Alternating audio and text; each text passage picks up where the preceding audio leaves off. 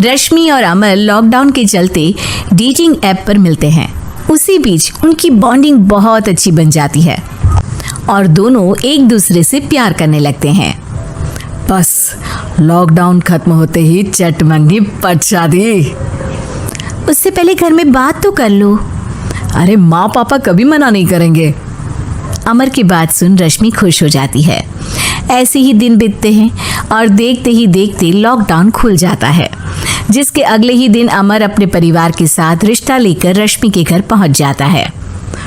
अभी लॉकडाउन खुला ही है और कोरोना तो खत्म भी नहीं हुआ, इसलिए ज्यादा कुछ ना करके अगले कुछ दिनों में छोटे फंक्शन के साथ शादी कर लेते हैं।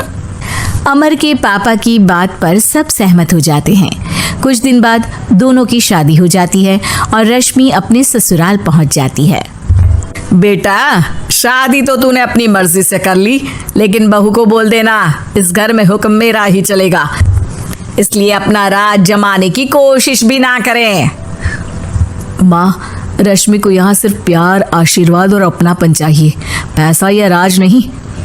बेटी की बात पर सास मुंह बनाए वहां से चली जाती है और अब वो हर रोज रश्मि को परेशान करना और ताने देना शुरू कर देती है। देखो, ये है आजकल की लड़की, इंटरनेट पर लड़कों से बातें करते हुए इन्हें शर्म भी नहीं आती, और यहाँ तो देखो कितनी सीधी सुशील बनकर दिखा रही है।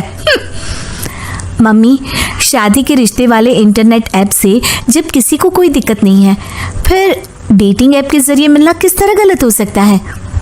रश्मि के डेटिंग ऐप वाली बात सुन उसकी हैरान सास तुरंत तुनक कर पूरे घर को सिर पर उठा लेती है, जिसकी आवाज सुन अमर और उसके पापा भी वहां आ जाते हैं। हाय मेरी माता, इतना बड़ा झूठ!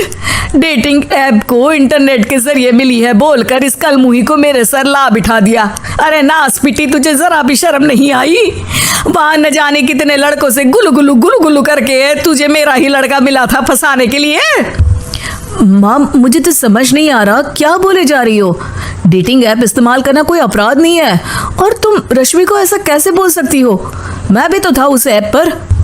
पहले उसके लिए माँ से झूठ बोला और अब लड़ाई कर रहा है। सास और अमर की बात सुनकर रश्मि हैरान खड़ी रहती है। अमर, तुमने घर में झूठ क्यों बोला? ये सब देख रही हो ना, इसी की वजह से झूठ बोलना पड़ा। एक तरफ अमर और रश्मि की ये बात चल रही होती है, वहीं दूसरी तरफ सास का नॉन स्टॉप क्लेश सबको परेशान कर देता है। सब एकदम चुप, जो हुआ सो हुआ, अब मुझे कुछ ना सुनाई दे। पति की बात सुन सास चुप होकर वहां से चली जाती है, लेकिन अब वो रश्मि के सिर दुनिया भर के सारे काम डालकर उसका जीना पहले से भी ज्यादा मुश्किल कर देती है। मम्मी, मैं आपका गुस्सा समझ सकती हूँ, आपको जो करना है कर लीजिए, मैं कभी कुछ नहीं बोलूंगी। उम्मीद है किसी दिन तो आपका गुस्सा शांत होगा और नफरत प्यार में बदलेगी। रश्मि की अच्छाई को उसका नाटक समझकर सास गुस्से के 7वें आसमान पर चढ़ जाती है और उसी शाम रश्मि को नीचा दिखाने के लिए अपनी सहेलियों को घर बुलाकर उसकी बुराइयां करने लगती है। अरे कौशल्या, क्या बताऊं, आजकल के बच्चे ना बहुत एडवांस हो गए हैं। पहले रिश्ते घर परिवार वाले सब देख परख के कराते थे, और अब ये लोग खुद न जाने कहाँ कहाँ मिलकर खुद ही सब कुछ पक्का करके हमें बता देते हैं। लड़की का कैसा दिन धर्म, कैसा ईमान, कैसा चरित्र कुछ नहीं पता, बस प्यार किया और घर लाकर बिठा देते हैं।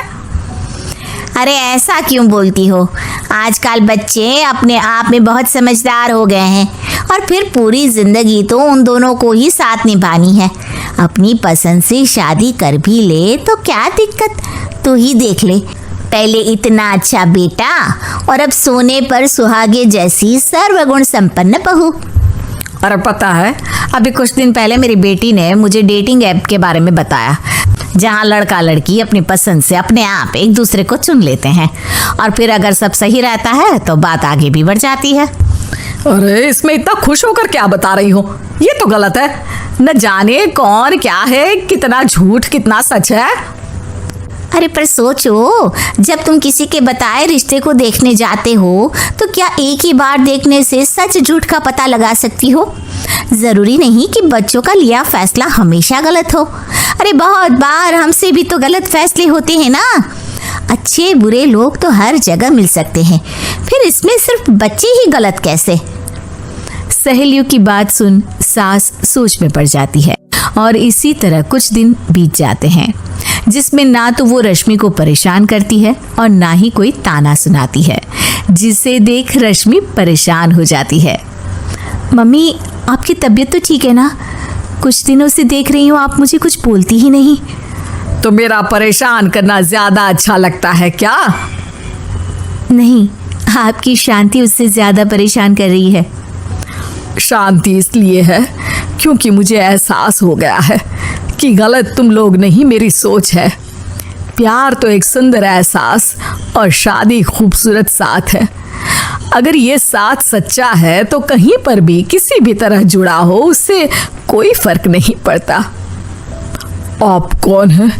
इतनी अच्छी बातें मेरी पत्नी तो नहीं बोल सकती। क्या आप भी?